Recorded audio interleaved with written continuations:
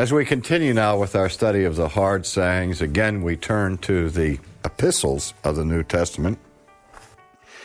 And the one that we have today is important for several reasons, and frankly, for reasons far beyond the particular matter that is addressed in the text. And I'm referring now to this question of women wearing head coverings in church. I know that there are some churches that get into great controversy about this, but for the most part, in the church today, at least in the American church, that tradition of women covering their heads in worship on Sunday morning has been abandoned. Now, this passage is replete with difficulties for us living in the 20th century outside of the local situation of the Corinthian congregation. And it raises a bigger question than the immediate question of head covering. And the question is this: what is the Christian's obligation with respect to keeping customs that were kept in biblical times? Virtually every biblical scholar recognizes the distinction between principle and custom. Principles are those commands of God that apply to all people at all time, in every culture and in every life situation. Customs are those things which are variant, local applications of principle. For example, in the New Testament, the principle of tithing is there, and in those days it was done through the denarius or the shekel. Does that mean that the only way we can please God today is by paying our tithes in shekels or denarii? Of course not. The monetary unit was customary. The clothing styles, those are the things that are subject to change from culture to culture, from place to place.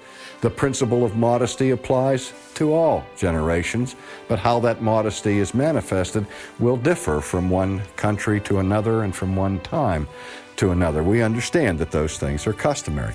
So many times, distinguishing between custom and principle is a relatively easy matter. But not always. Sometimes it's excruciatingly difficult to make that distinction.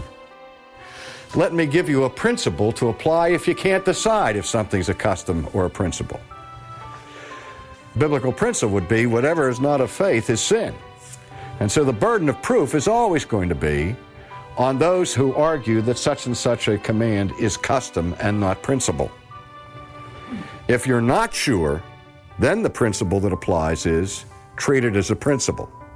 Because if you treat a custom as a principle, the only guilt you bear is for being overly scrupulous. But if you take a principle of God and treat it as a local custom and don't observe it, you have sinned against God. The argument that you read in almost every commentary is this: that we know that in Corinth, that one of the signs of the prostitute was not a red light over her door, but it was the sign of the uncovered head.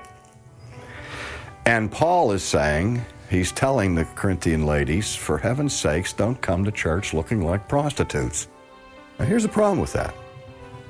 I don't doubt for a minute that there was a problem with prostitutes in Corinth. And I think that it's very helpful to go and examine the cultural situation, the life setting in which that scripture comes, to try to gain clues for understanding the whys and the wherefores of certain admonitions. I think that's a very appropriate thing. I think, on the other hand, it's totally inappropriate to assign to Paul a reason for his saying something that is different from the one he himself gives. Paul does not leave us without a rationale or for a defense of covering the head. And the thing that is most astonishing here is that he appeals to creation, not to Corinth, where he appeals to man and woman as man and woman. And if anything transcends local custom, it is those things that are rooted and ordered in creation. That's why I'm very frightened to be loose with this passage.